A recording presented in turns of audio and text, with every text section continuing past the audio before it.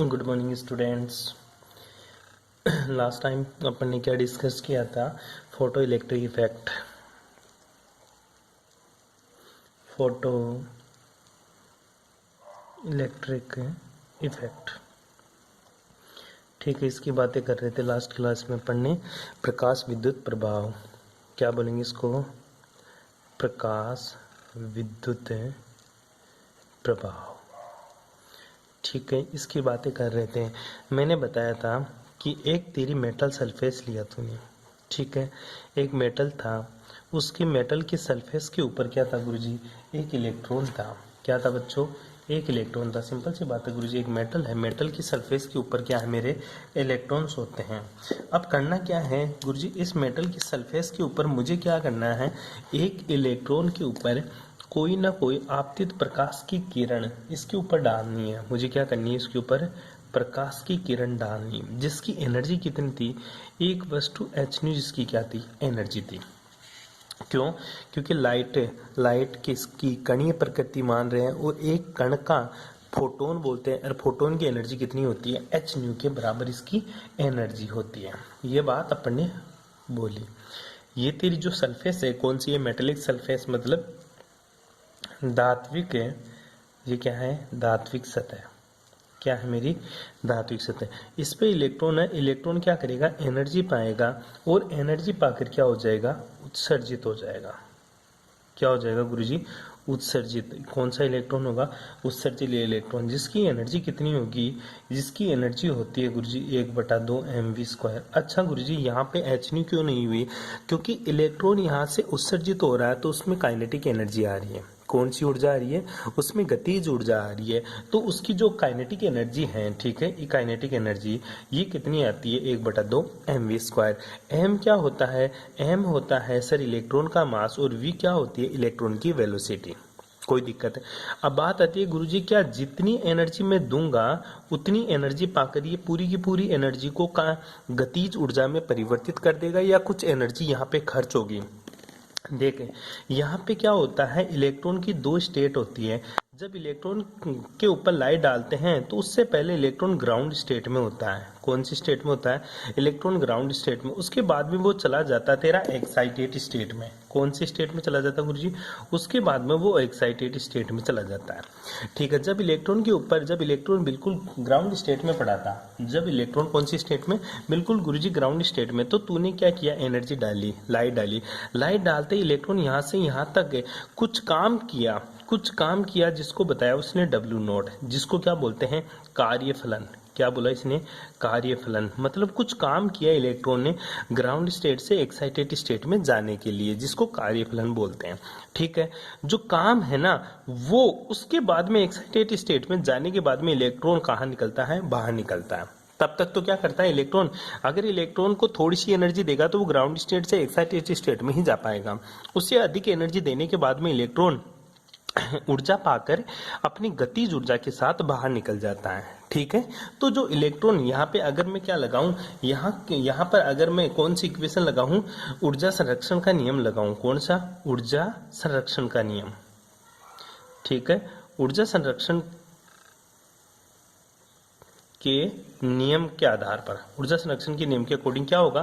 पहले की ऊर्जा क्या है? एच न्यू बराबर की इसकी कार्यफलन क्या? W not plus 1/2 mv²। 1/2 mv²। जो कार्यफलन होता है ना, वो किसके बराबर होता है? एच न्यू नॉट के बराबर होता है। किसके बराबर होता है? एच न्यू नॉट के बराबर। जहां पे न्यू नॉट क्या है? थ्रेशोल्ड फ्रीक्वेंसी, दहलीज ऊर्जा, दहली आवृत्ति। कौन सी आवृत्ति है? दहली आवृत्ति। दहली आवृत्ति मतलब थ्रेशोल्ड फ्रीक्वेंसी बोलते हैं। मोटा मोटी समझे तो दहली का मतलब हो गया गुरुजी यहाँ से यहाँ गया ग्राउंड स्टेट से एक्साइटेड स्टेट में, तो ग्राउंड स्टेट से एक्साइटेड स्टेट में जाने के लिए जिस आवृत्ति का यूज किया उसी को दहली ऊर्जा बोलते हैं। कौन सी? दहली आवृत्ति बोलते हैं। यहाँ तक किसी को कोई दिक्कत है? ठीक है। तो ये दहली आवृत्ति किसको बोलते हैं? दहली आवृत्ति के फोटोन को प्रयुक्त करने पर, ठीक है, इलेक्ट्रॉन धात्विक सतह से पृथक हो जाता है, किंतु वह गति नहीं करता। दहली मतलब दहलीज को तो पार कर जाता है, लेकिन वो मोशन नहीं करता, गति नहीं करता। इलेक्ट्रॉन ग्राउंड स्टेट से एक्साइटेड स्टेट में चला जाता है, तैयार हो जाता है बाहर निकलने के लिए, लेकिन उस आवृत्ति से अधिक आवृत्ति देगा तभी तेरा इलेक्ट्रॉन गति करेगा, तभी तेरा इलेक्ट्रॉन क्या करेगा, गति करेगा। इसीलिए इसको कौन सी आवृत्ति बोलते हैं, दहलीज आवृत्ति बोलते हैं। ठीक है, तो दहलीज आवृत्ति को क्या बोलते हैं, या दहली ऊर्जा को क्या बोलते हैं सर, ऊर्जा की वह न्यूनतम मात्रा जो धात्विक सतह से इलेक्ट्रॉन को पृथक करने के लिए आवश्यक होती है, दहलीज ऊर्जा कहलाती है।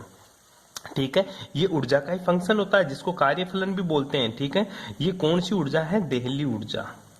क्या, दहली ऊर्जा। दहली ऊर्जा क्या होती है एक्चुअल में गुरुजी, दहली ऊर्जा वह ऊर्जा होती है जो इलेक्ट्रॉन को उसकी ग्राउंड स्टेट से एक्साइटेड स्टेट में ले आती है, अर्थात जो इलेक्ट्रॉन को धात्विक सतह से पृथक करने के लिए आवश्यक ऊर्जा होती है उसको दहलीज ऊर्जा कहते हैं। दहलीज ऊर्जा के द्वारा इलेक्ट्रॉन का उत्सर्जन नहीं होता। ठीक है, ध्यान दियो इस चीज के बारे में, इलेक्ट्रॉन बाहर नहीं निकलेगा, बस बाहर निकलने के लिए रेडी हो जाता है। क्या हो जाता है, रेडी हो जाता है। फॉर एग्जाम्पल मैं बात करूं, तेरे को किसी शादी में जाना है, ठीक है, तो शादी में जाने के लिए तू क्या करता है गुरुजी, तू सबसे पहले स्नान करते हैं, नहाने के बाद में तू कपड़े वपड़े पहन के बिल्कुल रेडी हो जाता है। तू नहाकर कपड़े पहनने में जो तेरी एनर्जी प्रयुक्त हुई उसी को ही दहलीज ऊर्जा बोलेगा।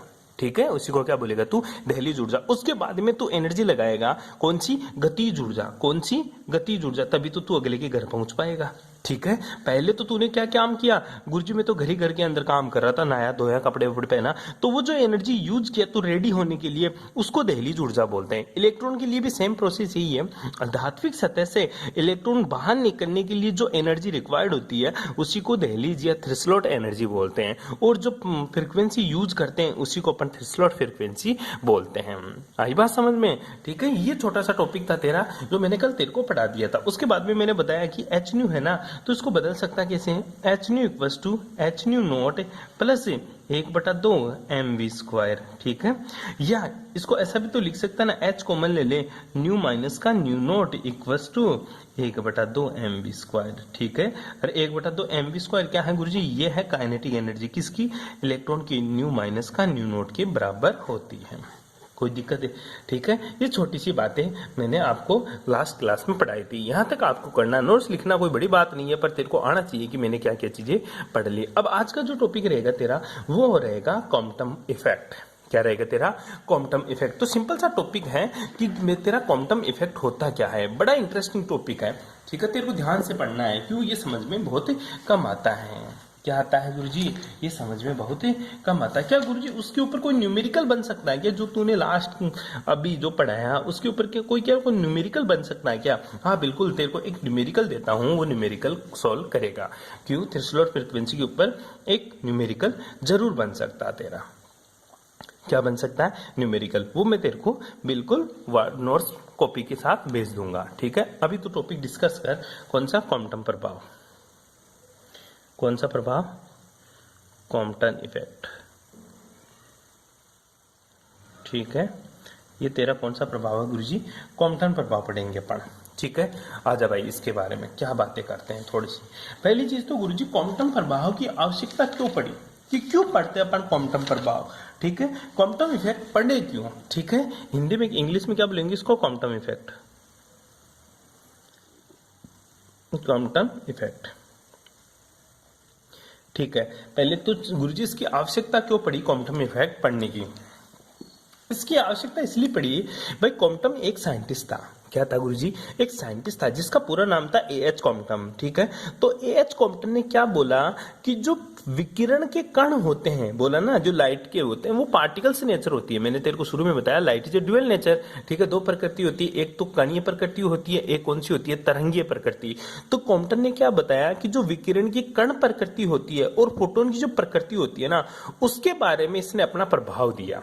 किसके बारे में गुरुजी, क्वांटम इफेक्ट किसके ऊपर बेस्ड है। पहली चीज, क्वांटम ने विकिरण के कण, किसके, विकिरण के कण, विकिरण के कण। ठीक है, और साथ में किसके गुरुजी, क्वांटम ने विकिरण के कण व फोटोन।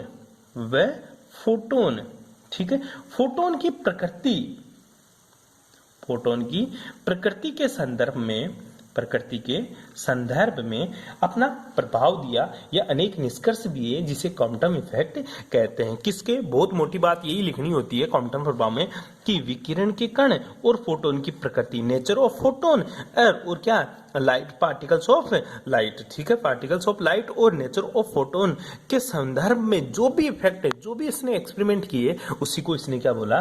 क्वांटम इफेक्ट बोला। क्या बोला रे?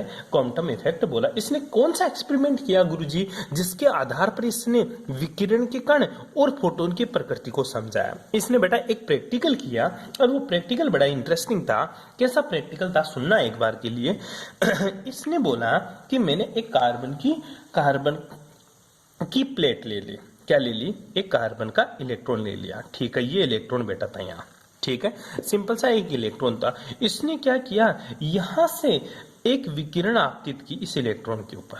क्या किया? एक विकिरण आपतित की, ठीक है। तो इसको कौन सी किरण बोला इसने? आपतित किरण। कौन सी किरण थी ये? आपतित किरण, ठीक है। जो आपतित किरण थी उसकी इसने एनर्जी ली कौन सी? H new. कौन सी एनर्जी ली इसने? H new. आपतित विकिरण की जो एनर्जी थी उसको क्या नाम बताया इसने? एच न्यू, ठीक है। और जो आपतित विकिरण था उसका जो मोमेंटम पी होता है, मोमेंटम मतलब संवेग। आपतित विकिरण का जो मोमेंटम है ये तो ऊर्जा, ठीक है, आपतित किरण की ये तो क्या है? ऊर्जा। ये तो क्या है? ऊर्जा, ठीक है, आपतित विकिरण की। और इसने मोमेंटम क्या बताया? H upon lambda. H upon lambda, P equals to H upon lambda. याद करो मैंने आपको थोड़ी देर पहले पढ़ाया था लेमडा इक्वल्स टू, या फिर याद कर कि जो फ्रीक्वेंसी होती है न्यू इक्वल्स टू क्या होती है? एच अपॉन लेमडा या सी अपॉन लेमडा? सी अपॉन लेमडा। सी अपॉन लेमडा। न्यू किसके बराबर होती है? सी अपॉन लेमडा। कहां पढ़ा था तूने? एक वस्तु में बोलता था एच न्यू, या फिर तू बोलता था एस सी अपॉन लेमडा। क्यों? न्यू का मान किसके बराबर होता था? सी अपॉन लेमडा के बराबर। तो लेमडा किसके बराबर हो जाएगा गुरुजी? तो लेमडा बराबर हो जाएगा सी अपॉन न्यू के बराबर हो जाएगा। उल्टा रिलेशन, ये यहां जाएगा और ये यहां चला जाएगा, ठीक है। तो लेमडा की वैल्यू अगर मैं यहां पुट कर दूं तो इसका दूसरा मान क्या हो जाएगा गुरुजी? सी तो नीचे आ जाएगा, न्यू ऊपर हो जाएगा, तो क्या हो जाएगा? एच न्यू अपॉन सी। किसके बराबर हो जाएगा? एच न्यू अपॉन सी के बराबर हो जाएगा, ठीक है। तो मोमेंटम दोनों हो सकता है। मोमेंटम क्या हो सकता है? दोनों हो सकता है। इक्वल्स टू एच न्यू और P equals to H upon lambda, या एच न्यू अपॉन सी हो सकता है। किसकी एनर्जी है? ये आपतित किरण की ऊर्जा है। ये आपतित किरण का क्या है गुरुजी? संवेग है। क्या है? संवेग है। कोई दिक्कत यहां तक है। ये क्या है? तेरा इलेक्ट्रॉन। किसका? कार्बन का। किसी का भी कोई इलेक्ट्रॉन ले लिया, इसके ऊपर ये आपतित किरण डाल रहा हूं मैं। सुनना दोबारा से, ठीक है। मैंने इसने क्या किया? सबसे पहले क्वांटम प्रभाव किससे रिलेटेड है गुरुजी? क्वांटम प्रभाव ने समझाया विकिरण के कण और फोटोन की प्रकृति को समझाया। किसने? क्वांटम प्रभाव ने। क्वांटम ने क्या बताया? विकिरण के कण और फोटोन की प्रकृति क्या होती है, ये प्रभाव किसने बताया? क्वांटम ने। तो क्वांटम ने क्या बात, एक एक्सपेरिमेंट किया इसको समझाने के लिए। एक इलेक्ट्रॉन रखा, ठीक है, एक वर्णी एक्स किरण है ये थी। कौन सी? आपतित किरण है ना, वो एक्सरे है, ठीक है। कौन सी रे है? एक्सरे। इसने क्या किया? एक्सरे को कार्बन या इससे निम्न परमाणु भार वाले पदार्थ पर आपतित करने से एक इलेक्ट्रॉन का उत्सर्जन होता है। यहाँ पे कार्बन रखा, या कार्बन से कम जिसका अणुभार होता है उसको यहाँ पे पुट कर दिया, ठीक है। तो क्या हुआ गुरुजी? उस कार्बन से एक इलेक्ट्रॉन का उत्सर्जन हो जाता है, ठीक है। इलेक्ट्रॉन का क्या हुआ? उत्सर्जन हो गया, इधर चला गया इलेक्ट्रॉन उत्सर्जित होकर, यहाँ पे इलेक्ट्रॉन आ गया, ठीक है। तो इलेक्ट्रॉन आया, तो कौन सा इलेक्ट्रॉन है ये? उत्सर्जित इलेक्ट्रॉन। कौन सा? उत्सर्जित इलेक्ट्रॉन, ठीक है। वहां पर प्लेट पर डाल रहे थे, यहाँ पे अपन किसके ऊपर डाल रहे हैं गुरुजी? इलेक्ट्रॉन्स के ऊपर डाल रहा हूं, ठीक है। आपतित किरण को इलेक्ट्रॉन के ऊपर डाला तो इलेक्ट्रॉन इधर चला गया, उत्सर्जित इलेक्ट्रॉन, जिसकी एनर्जी कितनी है? जिसकी एनर्जी है mc²। क्या है? mc²। और जिसका मोमेंटम कितना है गुरुजी? जिसका मोमेंटम है mv। क्या है रे? mv, ठीक है। एनर्जी क्या है? mc² और मोमेंटम क्या है गुरुजी? उसका mv। कोई दिक्कत यहां तक? अरे कोई प्रॉब्लम? सिंपल सा एक्सपेरिमेंट है मेरे भाई। गुरुजी ये इसकी एनर्जी एच न्यू है, इसकी एनर्जी एच न्यू डेस भी लिख सकता है तू, ठीक है। क्या लिख सकता है इसका? सॉरी, ये इलेक्ट्रॉन, ये एनर्जी mc² और मोमेंटम क्या? mv। तूने एनर्जी क्या आपतित की? एच न्यू, ठीक है। इलेक्ट्रॉन ने ऊर्जा पाई और इधर चला गया, mc² p equals to mv, इसका संवेग हुआ। ये तो क्या है? इसकी ऊर्जा, ठीक है। और ये इसका क्या है? संवेग, मोमेंटम, ठीक है। कोई दिक्कत यहां तक? अब देख पूरी की पूरी एनर्जी इलेक्ट्रॉन नहीं पाया। क्यों? क्योंकि इलेक्ट्रॉन कौन सी डायरेक्शन में है, सिंपल सी देखना एक बार के लिए। जो ये डायरेक्शन है, ये कौन सी डायरेक्शन है, एक्स है, और ये ऊपर कौन सा निर्देशांक है, वाई। ठीक है, तो इलेक्ट्रॉन तो गया गुरुजी एक्स और वाई के बीच में। तो क्या हुआ इसका मतलब? इसका मतलब ये हुआ इलेक्ट्रॉन ने थोड़ी बहुत एनर्जी लेकर उत्सर्जित हो गया, लेकिन कुछ एनर्जी जो उत्सर्जित हुई वो इलेक्ट्रॉन वो तो इधर चली गई, लेकिन कुछ एनर्जी क्या हुआ, ये आपतित विकिरण इधर ट्रांसफर हो गई। ठीक है, कुछ एनर्जी तो किरण की एनर्जी थी, मान ले 100 जूल एनर्जी थी।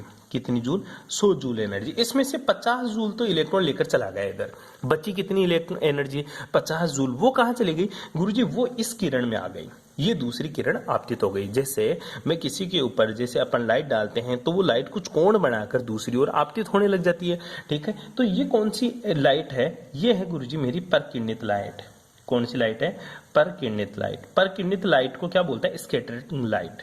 ठीक है, कौन सी लाइट? स्कैटर्ड फोटोन या स्कैटर्ड किरण। ठीक है, स्कैटर्ड लाइट, ये परकिरणित किरण आ गई तेरी। ठीक है, जिसकी एनर्जी कितनी है गुरुजी? जिसकी एनर्जी है E dash. E dash equals to H nu dash. अच्छा गुरुजी, यहाँ पे E equals to H nu. ठीक है, यहाँ पे E dash equals to H nu dash. क्यों लिखा है ऐसा? ऐसा इसलिए लिखा क्योंकि ये एनर्जी इसके बराबर नहीं हो सकती है। क्यों नहीं हो सकती? क्योंकि इस एनर्जी में से इस किरण, जो आपतित किरण है, इसकी कुछ एनर्जी इलेक्ट्रॉन पाकर उत्सर्जित हो गया, और कुछ एनर्जी दूसरी किरण, कौन सी? परकिरणित किरण, साइड में लेकर आ गई एनर्जी। ठीक है, तो मोमेंटम क्या होगा इसका, वो भी इंटरेस्टिंग बात है। हाँ, जो इसका मोमेंटम होगा वो क्या रहेगा? H nu dash upon C, क्योंकि यहाँ पे H nu days, H new upon C थी, तो यहाँ पे H nu dash upon C। आई बात समझ में? या फिर इसको मैं लिख क्या सकता हूं? H upon lambda days. ठीक है, ये डायग्राम तेरे समझ में आना चाहिए, इंटरेस्टिंग डायग्राम है। दोबारा समझ इसको। एक्स किरण आपतित की, कौन सी किरण आपतित की? एक्स किरण। किसके ऊपर? कार्बन या कार्बन से कम परमाणु भार वाले पदार्थों को ऊपर आपतित किया। आपतित करते ही यहां से इलेक्ट्रॉन एनर्जी पाकर उत्सर्जित हो गया, जिसकी एनर्जी mc² और मोमेंटम mv है। ठीक है, और दूसरा बची हुई किरण किस में परिवर्तित हो गई? परकिरणित किरण में, और परकिरणित किरण इधर आ गई, जिसकी एनर्जी कितनी? E dash equals to H nu dash है, या जिसका मोमेंटम कितना? H nu dash upon C या H अपॉन लेमडा। इसका क्या है? मोमेंटम है। क्या है इसका? मोमेंटम। यहां तक किसी को कोई प्रॉब्लम मेरे भाई? आगे देखिएगा, बड़ी इंटरेस्टिंग स्टोरी होती है इसके साथ। होता क्या है, अब अपन यहाँ पे दो चीज है, एक तो ऊर्जा है, एक तो क्या है तेरी? ऊर्जा, और दूसरा क्या है गुरुजी? मोमेंटम। इधर भी एक तो ऊर्जा है और एक क्या है? मोमेंटम। इधर भी एक तो ऊर्जा और दूसरा क्या है गुरुजी? मोमेंटम। मतलब ऊर्जा और मोमेंटम दोनों साथ साथ चल रहे हैं। क्या चल रहे हैं? ऊर्जा और मोमेंटम साथ साथ चल रहा है। ठीक है, यहां तक किसी को कोई दिक्कत है? अब बात आती है, देख, जब समझ, एक बार मैं थ्योरी बोल के समझाता हूं।